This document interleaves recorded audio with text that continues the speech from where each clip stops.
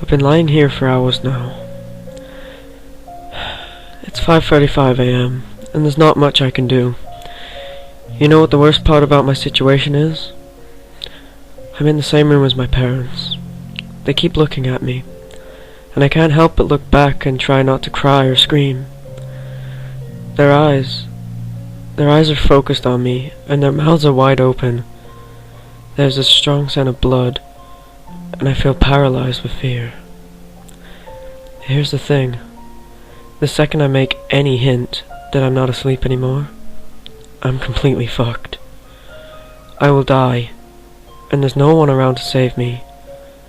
I've been trying to think of a way out, but the only idea I have is to rush for the front door and scream for help, hoping any neighbors hear me.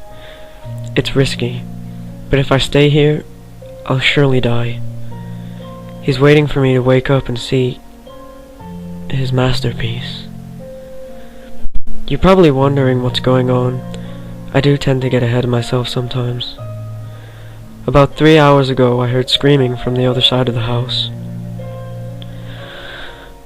I got up and went to check on the noise before realizing I had to use the restroom. Instead of doing the smart thing and investigating, I used the bathroom first. I could have got myself killed right then for my stupid actions. I did my business and took a peek outside the bathroom. There was blood all over the carpet. I got very worried and ran back to my room, hiding under the sheets like the pussy I was. I tried to convince myself to go back to sleep, that it was just some really vivid dream or something, but I heard my bedroom door open. Like the terrified child I was, I peeked out from under my blankets to see what was going on. I could see something dragging my dead parents into the room. It was not human, I can tell you that. It was hairless, with no eyes or clothing. It walked like a caveman, with its back slouched as it dragged my parents. But this thing was much smarter than any caveman. It was aware of what it was doing. It propped my dad up on the edge of my bed and made him face me. It then sat my mother down in the chair and positioned her towards me as well. It then started rubbing its hands on the wall, staining them with blood, and drew a new circle with the devil's pentagram on it in it.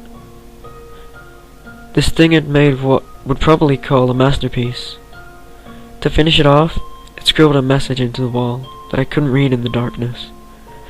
It then positioned itself under my bed, waiting to strike. The scariest thing now is my eyes have adjusted to the darkness since then, and I can read the message on the wall. I don't want to look at it because it's terrifying to think about it, but I feel I need to see before I'm killed. I peek at the creature's masterpiece. I know you're awake.